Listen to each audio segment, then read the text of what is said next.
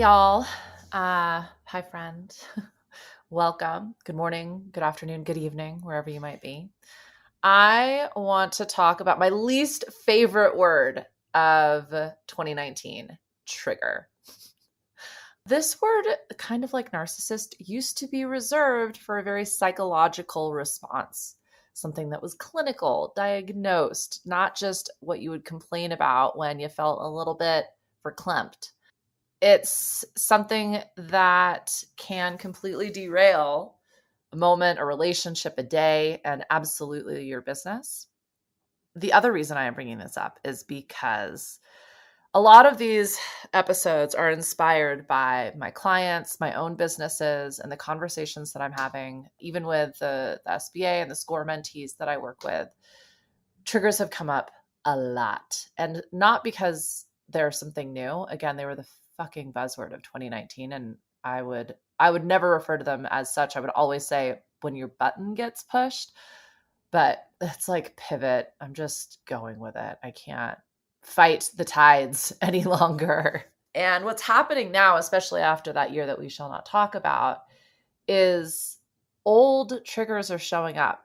And a lot of people are feeling like they are going backwards, that they thought they had beat that thing. They thought they had healed that wound. They thought they had overcome, risen above, yada, yada, yada. And so that's what I really want to talk about today is firstly, why are you getting triggered? It's actually pretty simple. And with awareness around it, that's like it's like once you know you have a problem, that's the first step, or admit that you have a problem. So yeah, we're going to talk a little bit about where triggers come from, and from my very like pragmatic, logical, no feels perspective. Don't get me wrong, I totally get triggered. I'll take you through one of my longest standing professional workplace based triggers that actually ended in like a total meltdown implosion. It like I said, it actually for a minute there derailed a best friend relationship, the best working relationship in business I've ever had. Yeah, it was pretty gnarly. I'm not coming at you like, don't get triggered. I'm coming at you like, you're gonna get triggered. And here's what you do about it. So first things first, why we get triggered. Secondly, how you could potentially think about a trigger in a different way so that it becomes more like a tool rather than this emotional, reactive, uncontrollable response. And then lastly, when you're at work, most especially, and this is one of the reasons I love working in business and business coaching, we don't get a lot of the same outs we do in our personal life. In our personal life, if someone is like a repeat trigger for us, we can just be like, deuces, bye-bye. In our working relationships, especially if you might not be the big boss person, or you might recognize that someone is incredibly useful in a large capacity and incredibly triggering in another capacity, really helpful to have some strategies for how to navigate that situation so that you're not being continually triggered. And if and when, not if, but when you do get triggered, how to respond to it. So with that, let's jump right in. The way I think about and look at triggers is they happen for one of two reasons. The first is that trigger, that button push takes you right back to a very painful, very traumatic experience. And by painful or traumatic, let's also be very clear, everything is relative. Some of us have been through hideous, undescribable trauma. Others of us, their caretaker parent didn't compliment them on an art project when they were 6 and it broke their heart. It is not to say anyone's trauma is better or worse or more or less or of more worth or less worth than somebody else's. It's what we're going through. It's all that we can handle. And our subconscious doesn't really differentiate. It simply takes in experience, learns a lesson, and does whatever it needs to do to keep you from shame or pain or fear.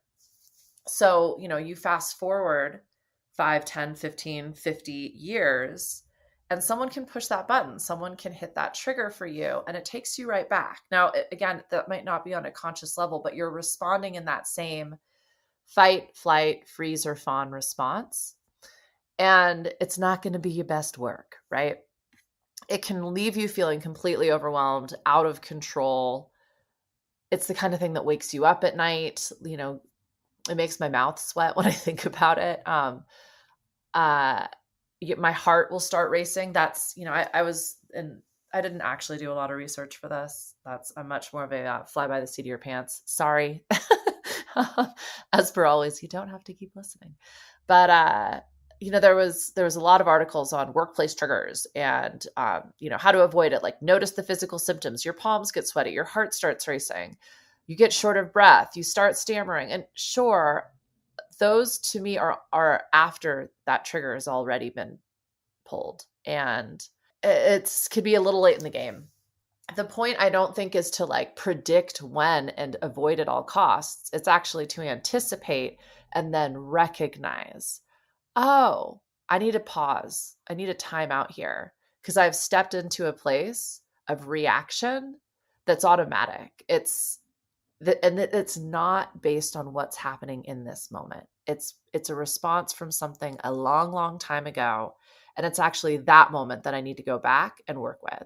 Again, if you're dealing with deep, hideous, horrible, traumatic experience, please do that with a professional, whatever that professional might be to you, a therapist or a doctor, or, there's a ton of different support available now, especially with new kinds of medicine that are available to us. So there's some pretty phenomenal ways that you can get that support with those types of experiences. I'm even stepping out some theta healing. So look that up.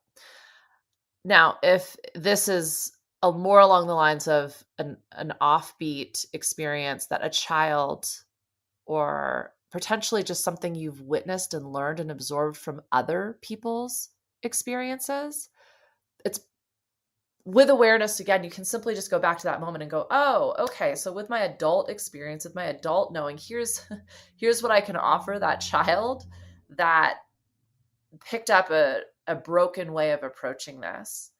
And here's how I can reframe this particular memory. A memory is simply a story you're telling yourself in this moment. It's not real. Your thoughts, your memories, even your imaginations aren't real yet. And you are in complete control with awareness, with a choice, with that space and that pause. So I encourage you to firstly just simply recognize that feeling of trigger. And sure, it's going to come with a physical response. Your mind's going to start spinning out. You're going to go to like worst case scenarios. Again, it's your subconscious just trying to keep you from pain, fear, or shame. Time out. The more that you practice that, the better you're going to get at it. I can't think of a scenario off the hand right now that you wouldn't be able to simply say, excuse me for a minute. I'm going to, go collect my thoughts and let's pick this up when I'm ready. Can we take a break? Give that a go. That's sort of my first, what happens when you get triggered. Now, the second reason you're getting triggered is actually quite simple, especially in a professional setting. There's a value conflict. So hopefully you have sat down at some point, again, hopefully recently, because I do believe values change. There's a big debate on that. You can read Ray Dalio's Principles if you want. Some would argue that our principles and our values are lifelong. They're overarching. They never shift. I would say to anyone who's had a near-death experience, child, marriage, divorce, huge success, huge failure, your values change. It's helpful and it's useful to reevaluate them every now and again. Your values might be different than your business values. They might not. Your values might be different than your money values. They might not. If you're feeling out of alignment or you're like really feeling frustrated and struggling on a regular basis, check your values. There might be a value conflict, which is, again, why you're feeling so triggered and frustrated on the regular. What happens at work and in your business with a value conflict is you have two professionals engaging for very specific reason, and their values aren't being met. So the classic example is family and work ethic. So if you're expecting your employees, or if you're expecting yourself to work 24/7 because work ethic is number one for you, that's going to seem like a really logical, responsible approach. But if you're working because you want freedom and autonomy to be able to spend with your family, you started your business and you're engaging in a part-time business because you felt like it would give you more freedom than like the corporate hamster wheel. And your whole point is to actually work as efficiently as possible. So you're maybe only doing 6 hours, 4 days a week, but you're continually being told to stay late, or you're continually expecting yourself to stay late. You can see where that trigger is going to come from, right? So the easiest thing with a value conflict is you simply make space for both. It is a both and exercise. And I think, again, this is my systematic, process-oriented, all left arrows for my human design people brain. Just put it on a calendar. Once your subconscious, your ego, your brain, the gremlins, inner critic, whatever you want to call those fun little voices in your head, as soon as they know when something is going to happen, it has been prioritized, and they go, ah. If something pops up at work and you're going to be late, you let your family, in this very drawn out analogy, know, hey, I got a last minute client call. I'm going to be here a little bit later than I expected. I know I promised dinner tonight. I made reservations on Friday night, or I'll stop at the grocery store and buy our favorite ingredients, and I'm cooking dinner. I'm taking care of dinner on Friday night, and it's going to be a blast. And I can't wait to spend dedicated time with you, and I'm not going to be stressed out and distracted. Is that okay? You've just prioritized both of your values. You've created space for both values.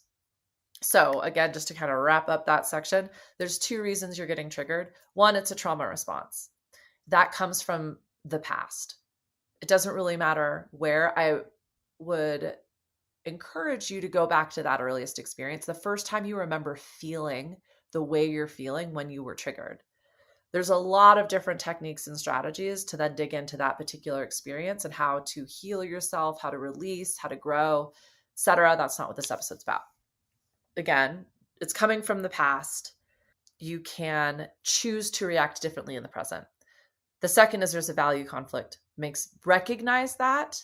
And you might need to negotiate that with, if it is a third party, if it is another person, you can simply call out, look, here's what's really important to me. I'm sensing that's not as important to you. That's totally fine. We can agree to disagree on this, but what's most important for you here? And then how can we work together to make sure we're both getting what we need? So from there, I think I mentioned this a little bit earlier. You get to create your reality. You are in charge, both of your response of how to move forward and how to turn every play into an advantage move. So what's been happening a lot, where this episode came from, is the same triggers are coming up. And people, I keep hearing, I thought I had already beat that.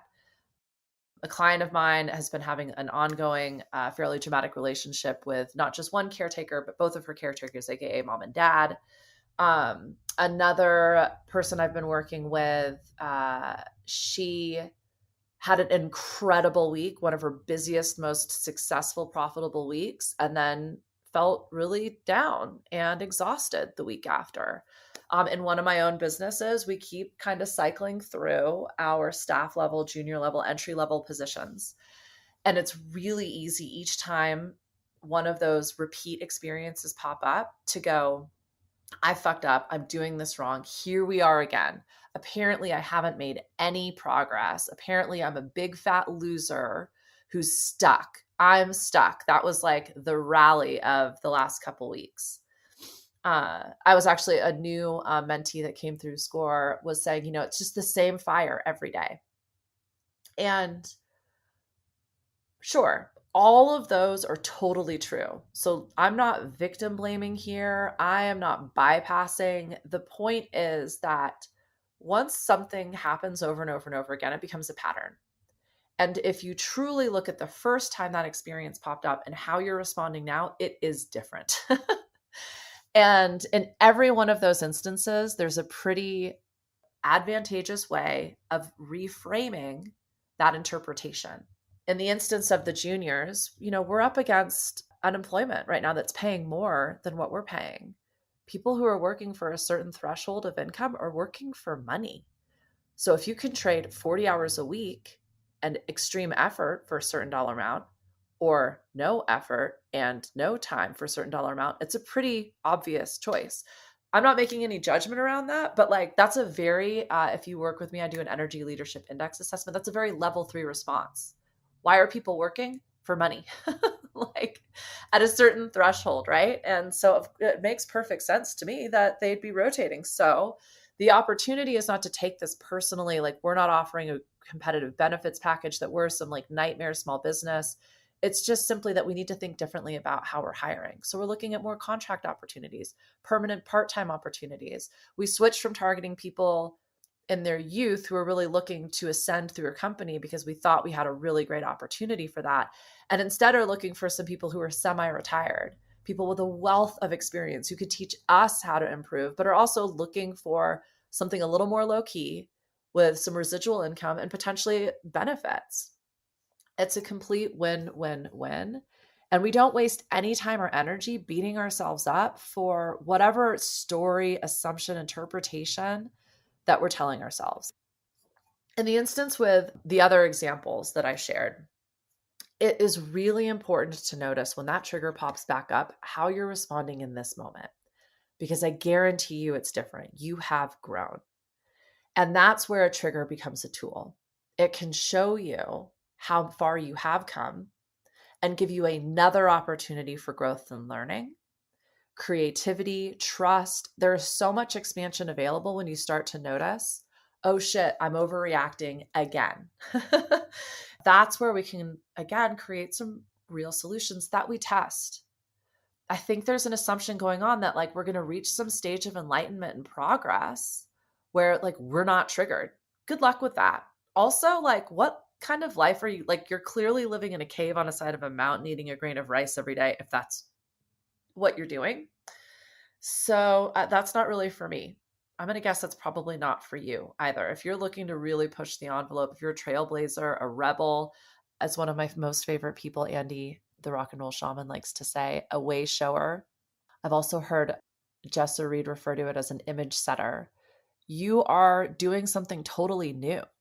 There are no rules. There is no playbook. There is no blueprint. You are the only way you're going to figure out if you're going the right way is potentially by being triggered because you're like, oh shit, wrong step, course correct, right? So you can look at these as opportunities, as tools. And granted, in the moment, it doesn't feel like that. I've shared an example where I realized I'd made a dramatic, uh, a huge fucking mistake. It was a $50,000 mistake, guys. I crumpled on the floor and ugly cried. The good news is I've done many, many, many, many shitty, fucked up business mistakes in my career. And this was another hardcore trigger for me. But I was able to kind of go, you know what? Every single one of those mistakes and fuck ups, they firstly resulted in a really great story that I get to tell on a podcast. Lucky you. But secondly, they were that pivotal moment. It took, did I solve them in a moment? Absolutely not.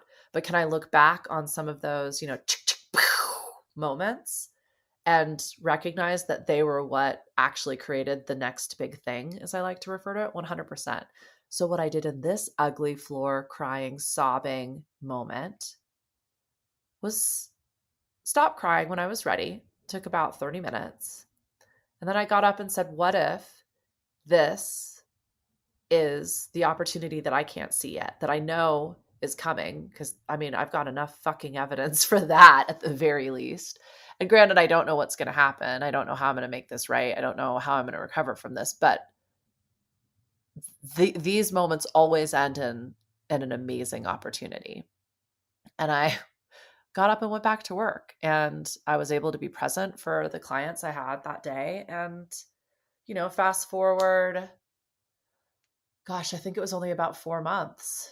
That decision to go through with that and take that hit landed me in a position to be able to say yes to one of the biggest opportunities I've had in one of my other businesses. So being vague because they're like money gigs. And I felt like this podcast took like a very capitalist turn in the first 8 episodes. And what I'm really focusing on now and why I'm doing this episode is because my whole raison d'etre is to pull people out of the matrix. And I really think small business is the way to do it. And you got to start somewhere. And it's usually your triggers that are going to show you. I am out of alignment. And that sounds super woo, but all that means is like I am being constantly triggered and I am constantly frustrated and I feel constantly defeated. It's because things have changed so dramatically over the long term. But if you look at this moment and like 10 years ago, you're a very different person. Shit. I mean, I look at this moment and a month ago and I'm a very different person. Your triggers show you that. It's another way they can become a really amazing tool. Understand that if you're experiencing the same trigger over and over again, you have grown. And please take a minute, hit pause on this to recognize how far you have come and that those triggers are actually just incredible learning opportunities for you. If nothing else, that this wound has not healed. And I need to be more compassionate and I need to recognize that and potentially even be aware of the situations, people, scenarios that aggravate that wound because I have more work to do here. And it's not about what the external stimuli, it's actually about my internal response. I can own that and I can respect that and I can say no to things. I can let people know. You know, I have a friend who I've been spending like every other weekend with who is going through chemo, and her husband is working an incredibly senior level position, incredibly high stakes. He's juggling, you know, those kinds of jobs are 24/7. He's got a team of 50 plus people and he's got 3 young kids and a very, very, very sick wife.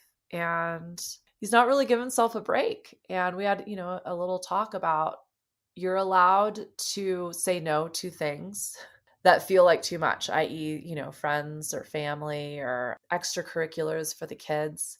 This is just for right now, and recognizing that you're going to be more triggered if you're exhausted, if one of your values, his family, is being threatened. So again, it's about recognition, it's about awareness, and it's about just, I think, how do we turn every play into advantage? Move, you reframe it. A trigger is a tool. It gives you an incredible amount of information, and then you get to choose what you want with that. You get to choose how to respond to it. You get to choose how to create your reality by saying, no, this doesn't mean I'm broken or I am a failure or I can't get this shit together. This means I'm learning and I've actually come really far. And now I have another opportunity to learn. So here's how I'm going to approach it. And I'm going to walk you through what will sound like a really boring example, but this trigger has haunted me. Sometimes I think this trigger has been like my ultimate quote unquote limiting belief. When I'm exhausted, when I'm defeated, when I've fucked up, I immediately go to this trigger. And the reality is, this is my opportunity to reframe and to create the structure and systems to support me. So this trigger just doesn't even get to show up any longer in the way that it has. So when I very first started in the music industry, I started as an intern working for free because that used to be a thing. And I was working behind the desk. I was sort of acting like the go-to office manager, back office admin support for a music management company, a booking agency, a publicist, a travel agency, a merchandise company, and a record label. And I was working with I thought she was 1,000 years old at the time. I think she was probably in her 30s. And she, you know, was a professional office manager. And a few weeks into the internship, she looked at me and she just said, "You are not detail oriented." Whoo! Yeah, like I said, doesn't sound like a piece of very traumatic feedback, but I have carried that like a bag of bricks on my back for 23 years. Okay? So, you know, my first response is I'm a failure. I will never get anywhere. I went into shame, remorse, embarrassment, overdrive.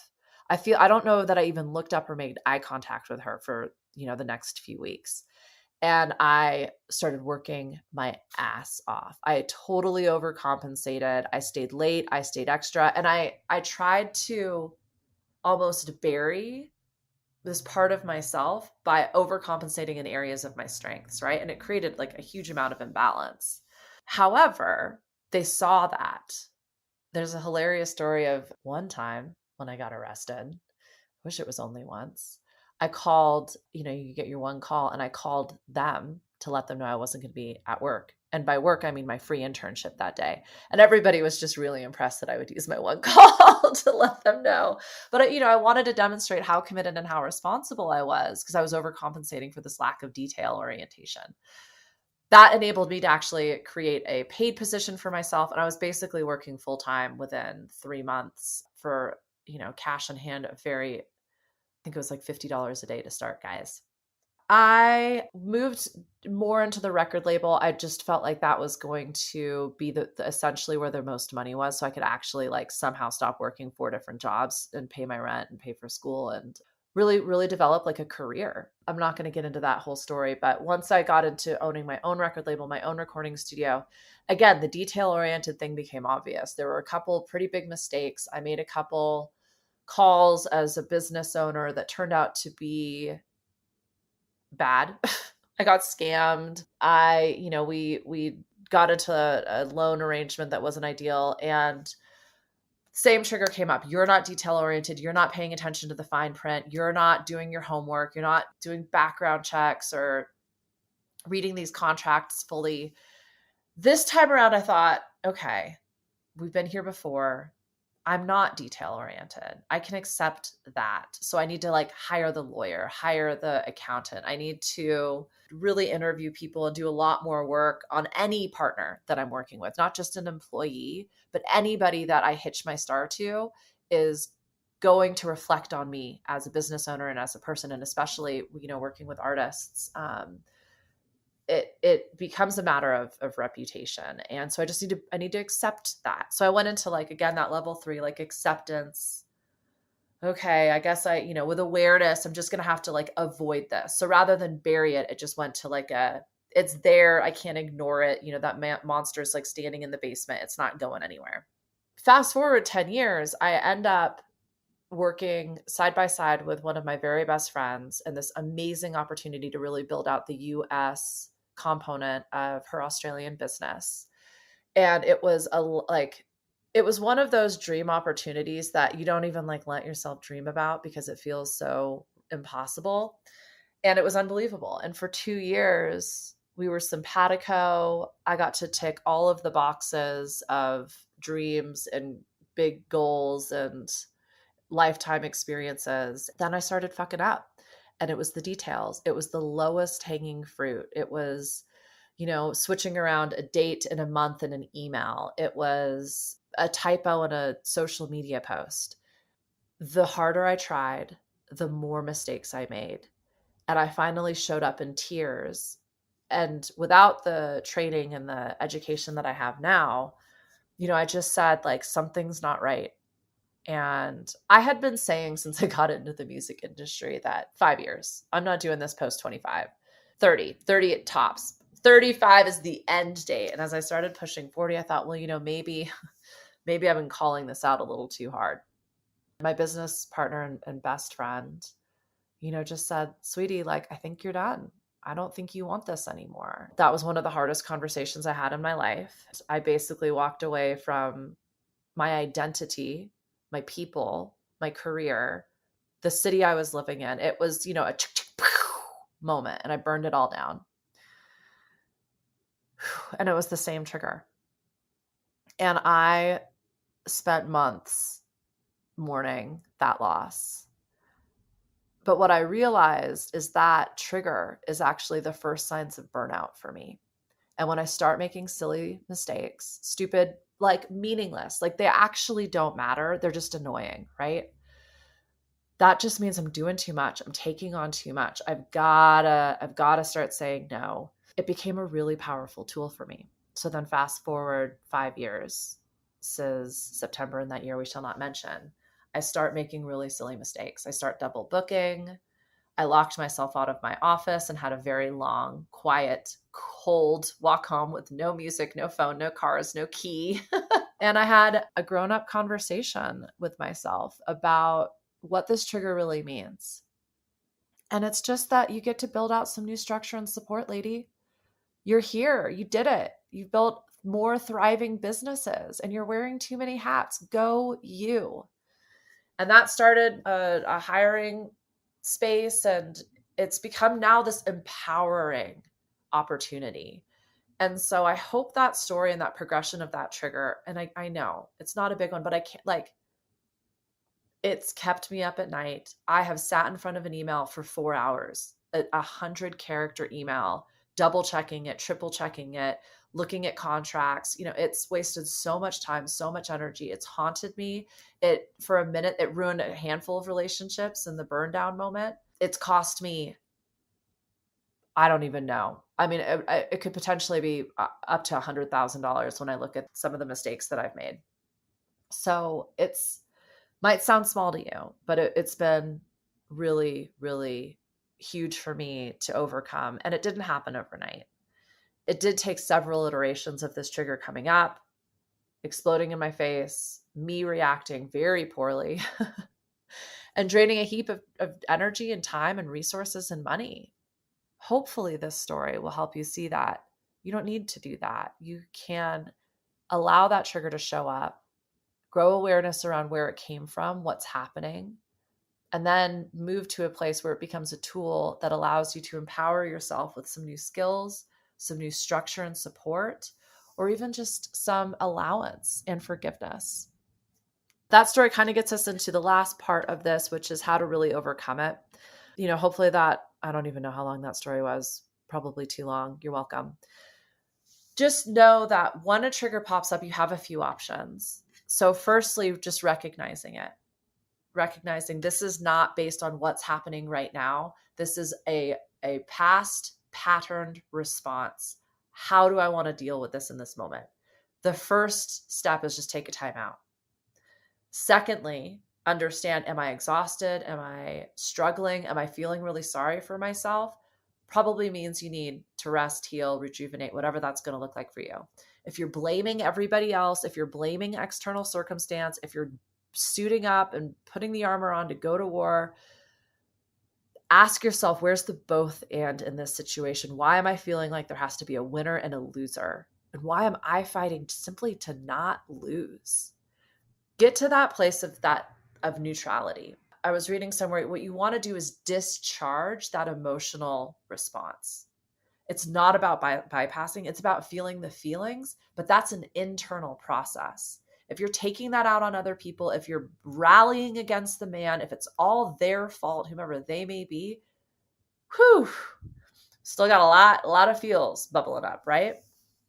Do what you need to do, whether it's exercise, punching bag, scream into a pillow, automatic writing, calling a friend and just letting him know, I need a vent session.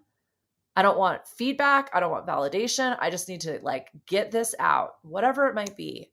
Get to that place of neutrality. And then you can start to really play with this. Okay, what's a plan here? Is this a value conflict? How do we create space for both? Is this something that I just don't have the capacity to deal with right now? Cool. I'm going to put it on my calendar and readdress it in that moment so that we're not bypassing. Going back to that example with my friend, he's like, you know what? I'm not really going to do anything major here until she's through her chemo. This is just not the time to tackle new challenges and address personal growth and etc. Or even take on opportunities at work. He's like, I'm going to coast. I'm going to do the bare minimum and I'm going to circle back to this. And when we get through this, that's not bypassing people. That's living life. That is survival. And sometimes that's where we're at, and that's okay. If we're choosing that approach, it's very different than going through the motions and mindlessly reacting. Now, if you can get to that space of neutrality, you have another opportunity. And this is where repeat triggers are actually really useful because you get to practice this. And you can go from sobbing on the floor, ugly crying for what is that? 6-figure mistake to 30 minutes later going, okay, dust the dirt off. Let's get back to it. I know there's going to be an advantage move. When you can get to that place of this can and will work out because it always does. When I look back on everything I've ever done, I've always made it work. I will also make this work. I don't know how, I don't know when right now, but I can trust that the next level up from there is that win-win-win. So how do I find the advantage? Now you can't go from sobbing on the ugly floor crying to there's always a silver lining. You do need to step it out. And sometimes you step it out to that space of neutrality and you're like, I'm fucking exhausted and I'm not done crying. That is okay. Go back to that space of rest, of a timeout, of licking your wounds, and try it again. There's no rush. Check out this book called Conscious Luck by Gay Hendricks. It really helped me with this concept of rushing and pushing. When you're moving at the speed of trust, which is a different book, but when you're moving at the right speed for you, that's when like luck shows up. That's when you're at the right place at the right time. It doesn't happen when you're constantly pushing and rushing and feeling like there's not enough time and I got to get through this and I have to keep building even though I'm struggling, and like there's triggers left, right, and center that I'm just completely ignoring, and it, like that fire, the same fire keeps getting lit every day. Put the fucking fire out, people. Stop, drop, and roll. That's for earthquakes, but whatever. Oh no, wait, that is for fire. Yes. I'm being triggered from my elementary emergency response training. Okay. So I think that's all I have to say. Where are we at? Woo! 37 minutes of me talking. You know where to find me, the BZ channel for most of my social networks. By the time you're listening to this, everything should have launched. The Container, which is a community of entrepreneurs, dreamers, visionaries, small business owners. The Incubator, which is a whole platform of learning. It's like BZ Coaching Light. The podcast, which you're listening to.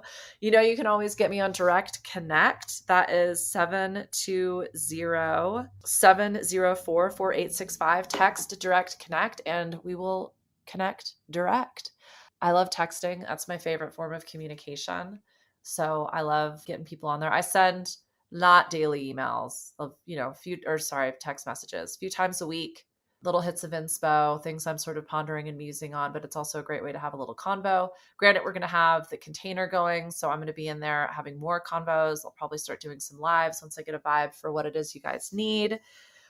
There's always the Loop, which is my newsletter. Those are just sort of a monthly roundup of things that have distracted me in the best of ways. And yeah, if there's anybody you think I need to talk to, any podcasts I need to listen to, text me 720-704-4865. I'm always looking for cool people and new podcasts. Sending you all the love and wishing you all the best in everything